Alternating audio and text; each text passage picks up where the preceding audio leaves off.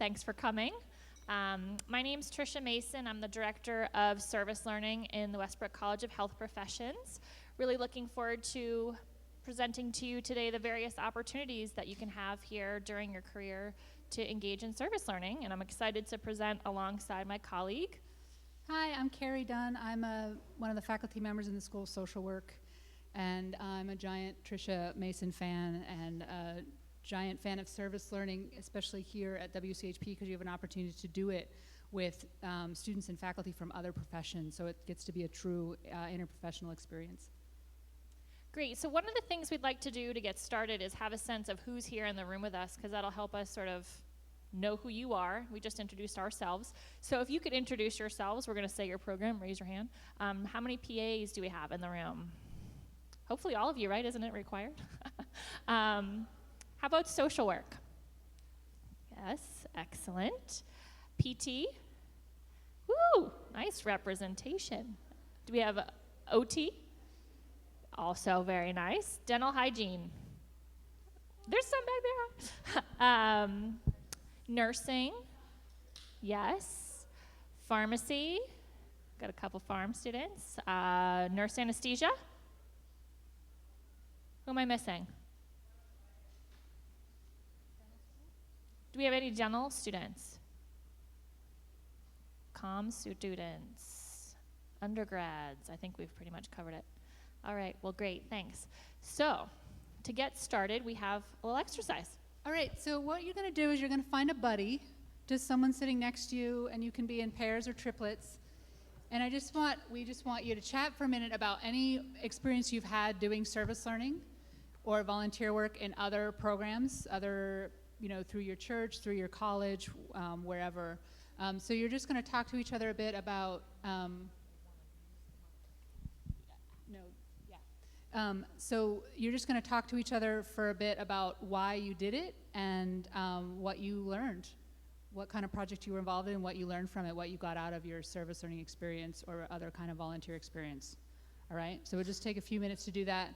If you're having trouble finding a buddy, just raise your hand and we'll buddy-ize you. Okay.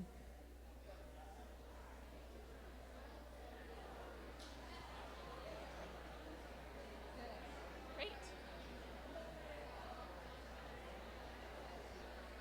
All right, we're going to come back together as a big group. And hopefully you got to get to know someone in the room a little bit. I'm wondering if there are any volunteers who would be willing to share something about something that they learned in service learning or something that their buddy learned doing service learning or volunteer work somewhere else.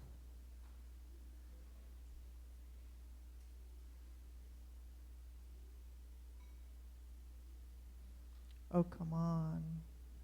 Somebody.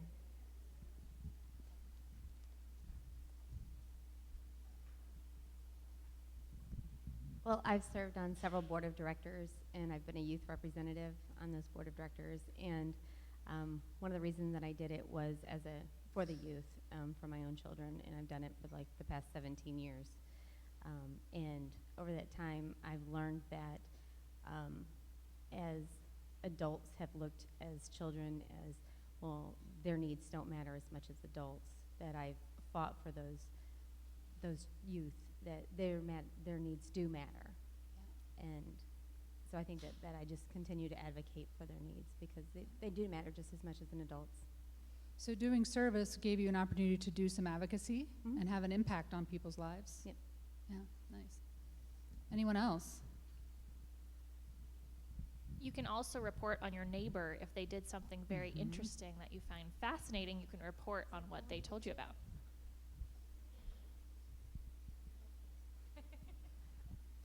Hi, that's loud. My name is Corey. I'm a social work student.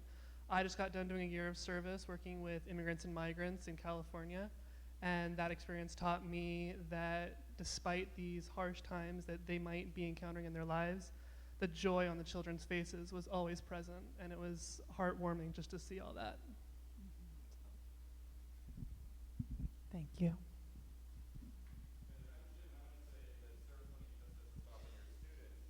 As a faculty member, we provide service to the Riverton Park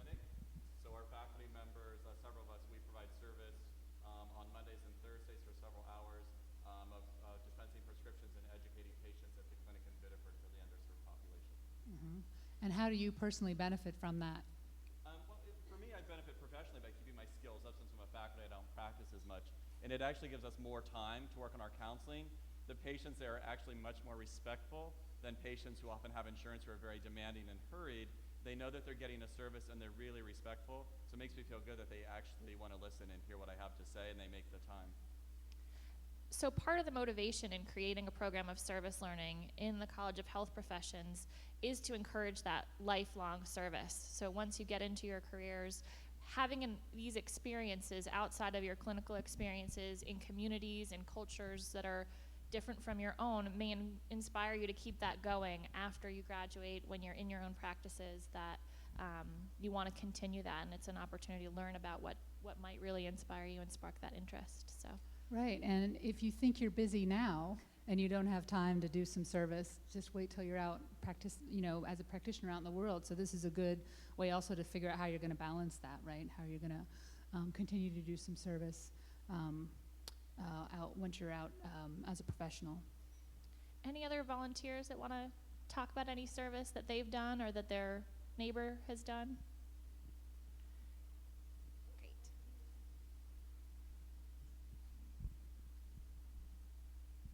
I actually couldn't recall if I had done any service learning, but then Will was watching the photos, and apparently I helped out with the Barbara Bush Children's Center.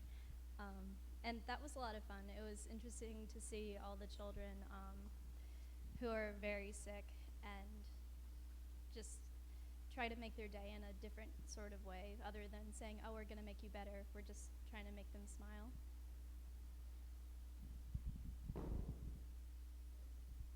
Anyone else want to share?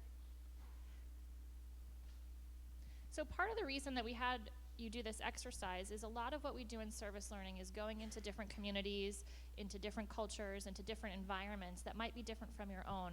And we do a lot of listening. Oftentimes students think, I'm going to go do service, I'm going to change the world, I'm going to do this or that. You actually learn a lot about yourself and learn a lot about others. And so we wanted to sort of start off with this exercise as a way to introduce you to that. The other thing that we're very proud of is that you'll do a lot of interprofessional learning, and so hopefully one of your neighbors here was from a different profession. Through these opportunities, you'll get to see the capacities and skills and meet some people and learn from other people in some of the other programs in the college, so thanks for participating. So what we'd like to do now is invite some alumni of our service learning program that are still students here to talk about their experiences that they've had in a number of the programs that we're going to be introducing you to, and talk about the impact that it had on their learning and what inspired them. So if you guys want to come on up, Kendra, Lindsay. Thank you guys. Do you want to hand down the mic and get started?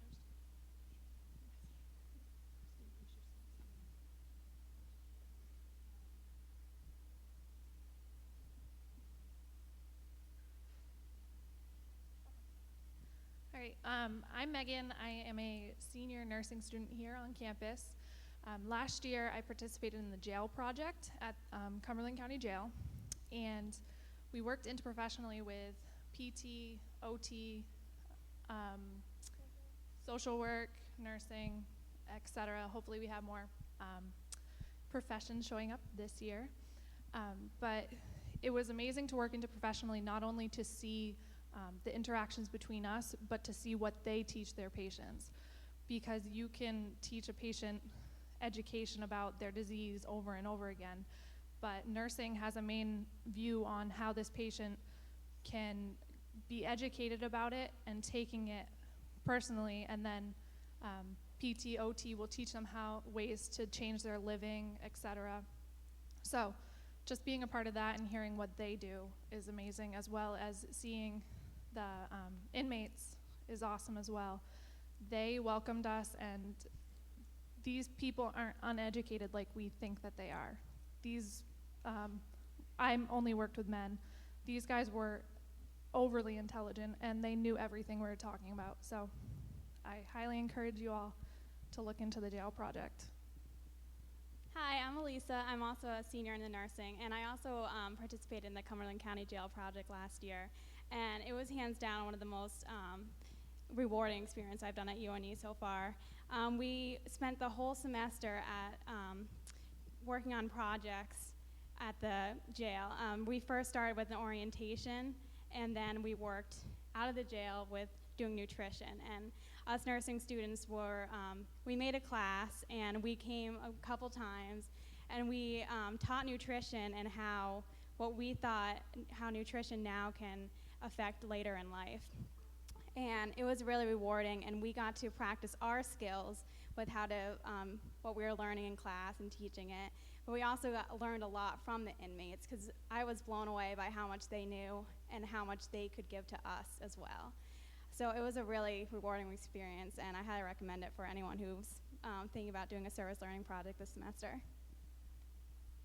Hi, I'm Lindsay. I'm a P3 pharmacy student, and I was involved in the homeless shelter events last year, and I would say the biggest surprise was how much you actually get out of it. You kind of go into it thinking it's a service event and that you're going to be doing something for other people, but you come away with a lot of knowledge that you didn't go in with. There was a lot of other majors there with us, and we got to learn a lot from them, and there's faculty members from your program and other programs. So they kind of help teach you things that you might not get inside your own curriculum. And it was really, really beneficial, and I'm really glad I did it. Hi, my name is Kendra. I am a P3 with Lindsay. I have volunteered at the men's shelter as well. When I first went, I was a little bit intimidated. I'm a little bit shy. But after a while, everyone was just so nice, the men at the shelter, and I was able to do blood pressure checks, learn from some of the other professions. I was also able to host or help with the children's fair at the Riverton Community. And so while the parents did their own thing at the health fair component, we, the pharmacy students, including the dental hygiene and the PA or PT program, also were involved in the children's fair that we hosted for the kids, and that was a lot of fun. Great, thank you guys. We also wanted to know if any of you wanted to ask, something else to add? Sorry. No? Okay. Open it up for questions to any of these students before they sit down and before we get into any of the other opportunities. Does anyone have any questions for them?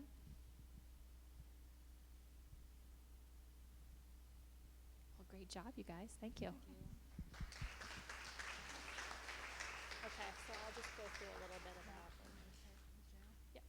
So what we're going to do now is basically go through a variety of the different service learning opportunities that are available to you, tell you about what the activities are, how to get involved, what's included. We have some traditions of service here at UNE where we go back to the same communities and the same partner organizations because we've thought it would be a good idea to make a commitment and really spend some time and go back year after year. And I think that that's a really great element of the service learning program is that students can look forward to each year going back to the shelters, to the jail, to Riverton Park Community, and Barbara Bush Children's Hospital, for instance. And we go back to the same places. People look forward to our visits. They know us. They know what a great partnership that we have with the service learning program.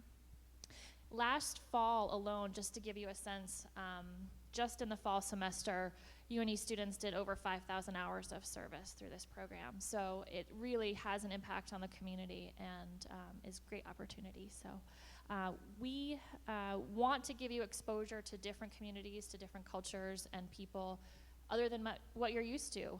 This is an opportunity outside of your clinical experiences, outside of that office experience, to really immerse yourself in places that might make you nervous or shy or uncomfortable and sort of get outside of the box a little bit with your own comfort and learn about different people. So we're going to start with Kerry talking about the program at the Cumberland County Jail.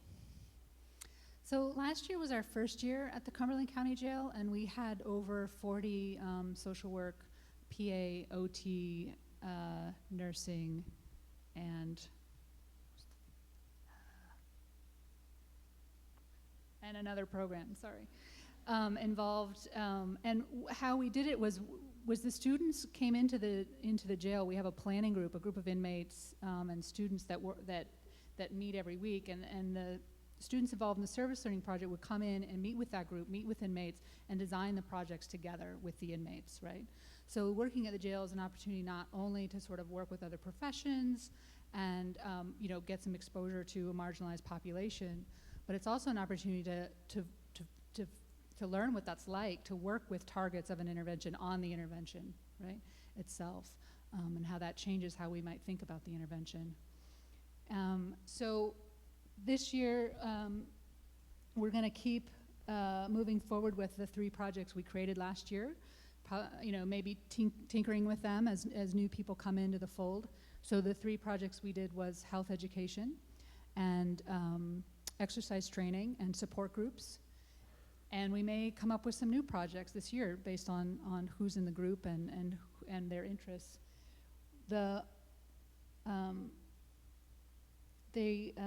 In order to do work at the jail, you have to do a jail orientation that the jail does.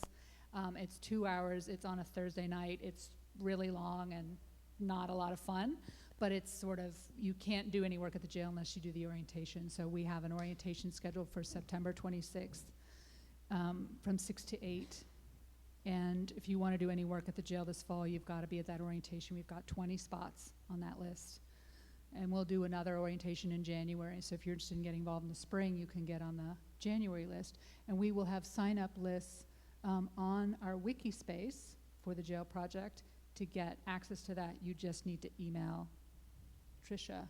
Yeah, on most of the chairs, there's dates to remember with my contact information. So if you don't have one on your chair, there's also a sign-up sheet up here. And then on October 2nd and 16th, those are Wednesday nights, we'll have workshops where we come in and you'll come in and we'll design the projects together with inmates. And then after that, we can just start running the projects. And I think that we tried really hard to make all the groups interprofessional. It was a real struggle last year because all the programs have different schedules. But I think it's really useful to try to figure out how to make it work, because out in the real world, professions have different schedules, right? So if you value interprofessional work and you value being on a team and figuring out how to communicate with your team, doing this kind of interprofessional service learning is an opportunity to sort of practice that. Making that a priority, right? Making teamwork, making communication a priority. And if you have any other questions about the jail project that we haven't gone over, you can also just email me directly, kdunn5@UNE. All right. So the next couple opportunities, including jail, that we're going to be reviewing, I want to make a distinction between service learning and volunteer. Our service learning program combines opportunities to serve in the community, but with faculty supervision. So you're getting to put into practice many of the things that you're learning in your program, and those things do require that you have faculty there to help with that learning, to answer your questions, and to really oversee any kind of health profession recommendation or implementation that you do make. And so I'm going to be going through some of the other opportunities that are faculty supervised, but I'm also going to let you know about opportunities that are really student-led and student-initiated that I've worked with here that you can take part in as a volunteer, and which are great opportunities to get out and do some more service in the community.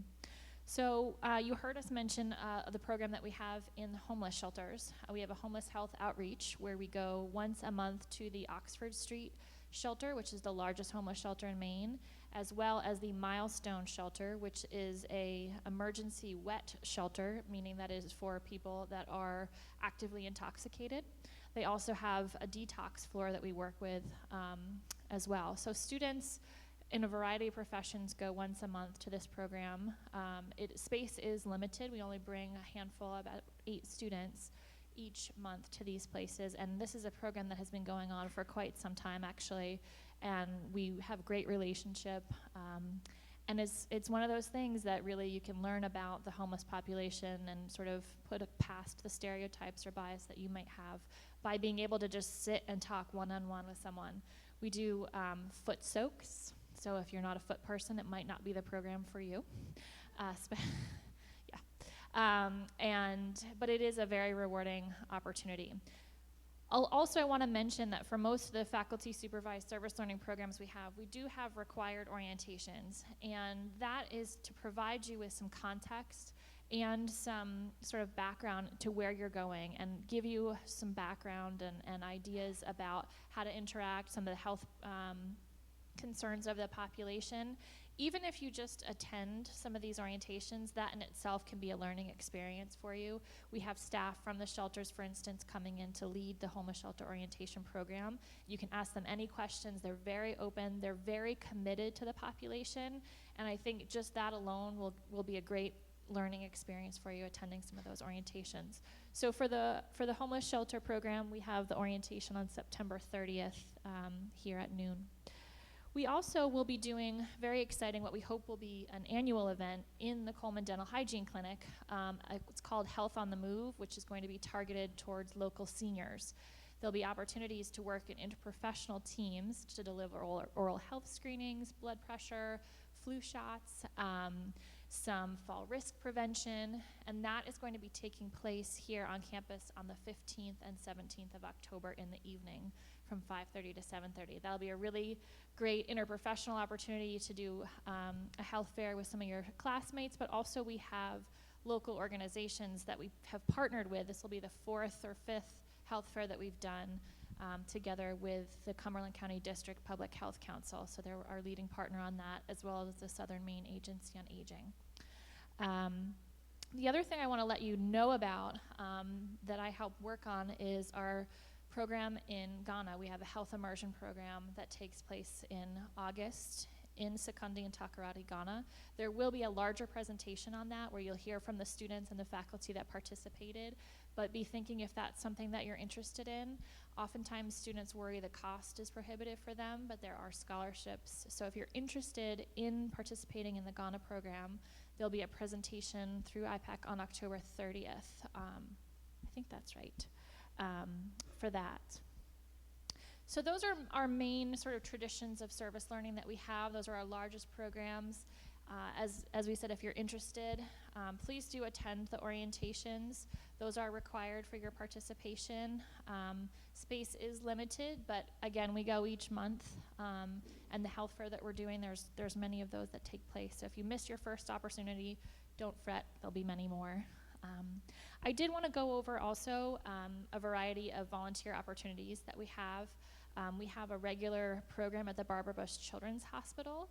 We have teams of students going in twice a month to do local crafts projects with the kids, and that's a really robust program, and there are student leaders that have that, and they'll be doing an orientation for Barbara Bush projects on September 23rd from 4 to 5 p.m., room to be determined. So be on the lookout for that. We also work with Partners for World Health. We work with the Center for Grieving Children, the Parkside Neighborhood. There are a variety of opportunities to do mentoring, to do Big Brothers Big Sisters. We have a new opportunity this fall through the Portland Community Health Center to become an Affordable Care Act patient navigator. They'll be doing an online training for students. If that's something, I mean, it's going to become very important in your careers as you move forward.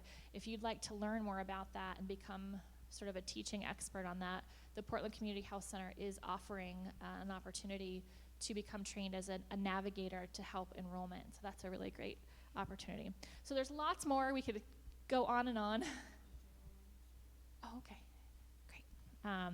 We do have one more person from the jail who's participated, who's come, if you want to hear from her just a little bit about her experiences. But lots of opportunities, and happy to answer any questions and provide you some details on how to get involved. So.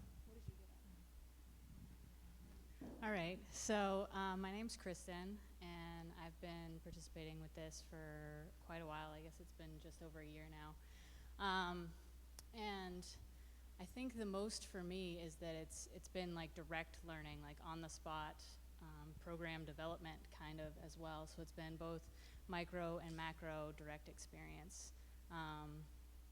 And it's been really great to watch it evolve and see the process that it's taken. You know, it started out for us as just a class and has involved into the service learning project. So that's been really awesome, and to be a part of that. And for our jail group, what we did was we had group work that we started on, and it was just with inmates within the jail, and me and another classmate of mine have now gone on to extend it to their community corrections program, which is their work release. So that's sort of like furthering it along the path a little bit, and we've had more direct experience with administration there on our own as well, rather than just through our professor. So, yeah. So there's opportunities for students to sort of take initiative and sort of develop new ideas, you know, in concert with inmates to address needs there as well, right? Absolutely. So one other program I failed to mention is that with the Riverton Park Community, we will be doing immigrant and refugee health outreach programs. And is Donna here? No, okay. I'm working together with Donna Gaspar-Jarvis, our Director for Multicultural Services. We will be having an orientation if you're interested in participating in the Martin Luther King Week of Service program that we'll be doing at Riverton Park, and then programs in the spring at their Cheetah Project, which is an after-school leadership program that they have. So I wanted to mention that. And I also want to say hi to Elizabeth McClellan in the back of the room. One of the organizations I mentioned that you could volunteer with is Partners for World Health, and that is an organization that she founded, and students regularly are there helping to sort medical supplies. I want to give her a chance to tell you a little bit about her organization, but also you should know that our program in Ghana does use hundreds and hundreds of pounds of supplies that Elizabeth and her organization have collected throughout Maine. So just want to say hi. Thank you. Sorry, I'm a little late here, but my name is Elizabeth McClellan, and I am the founder for Partners for World Health, and we collect discarded medical supplies from different hospitals and nursing homes in Maine, as well as 3 hospitals in New Hampshire, and they come into our warehouse, and many of you have already been down to help us sort and organize items and repackage them, and then we ship them to in container loads to Africa and Southeast Asia.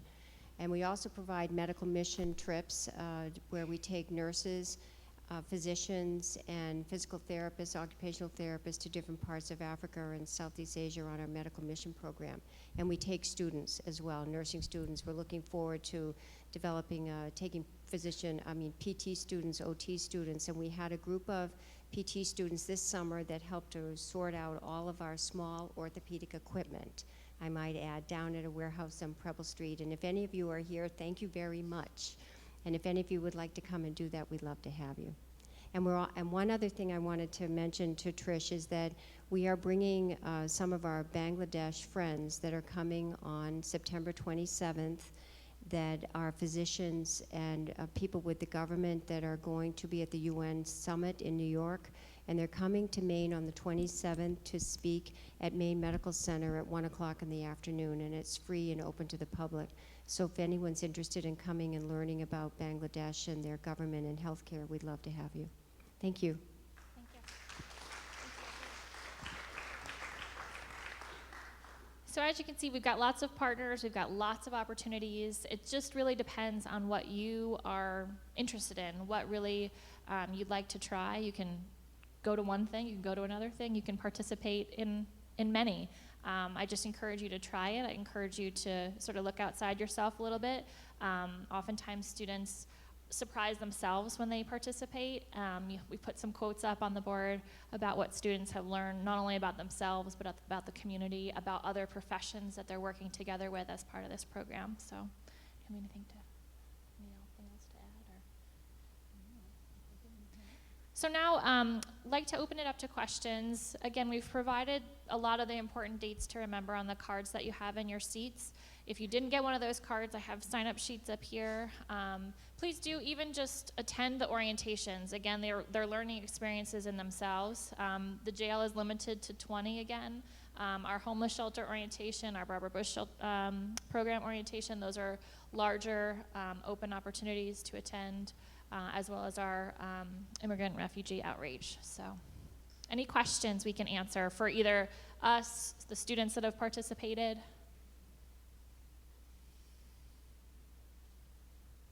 No, we've answered everything for you.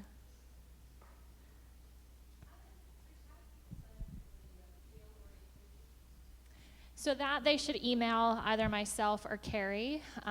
We have 20 spaces for that. Send us an email if you're interested, and there are certain details that we need from you. Yeah, and just keep in mind that there'll be 20 more spaces in January, so thinking about workload, you know, for some people it may be better to get involved in the fall or the spring or try to do it all year or whatever, but that the jail, we kind of overwhelmed them last year. We brought in a lot of students, and this year they were like, okay, it's good, but we got to cap it at some point. So we've been limited to 20. Yes, yeah, right. That's when they're doing their orientation for all volunteers, all other, you know, non-jail staff, everyone, and so they set those dates, and we got to follow that guideline. The other thing, do you have a question? We do it for the video. Okay. How do we know if we feel competent enough to perform the roles that are expected of us at these things? So that's a great question.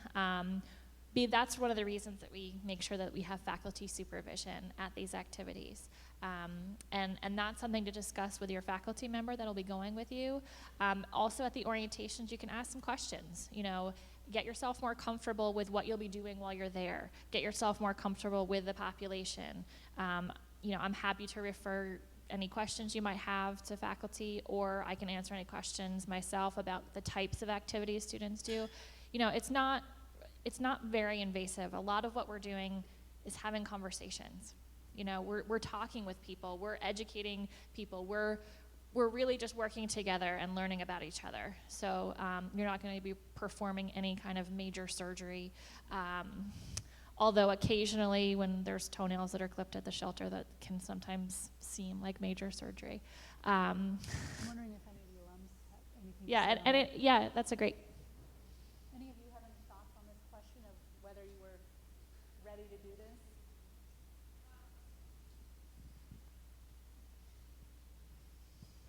I know the nursing students, not the ABSN ones, but the BSN students, we were the youngest ones there, and we were like freshly submerged into nursing programs and everything.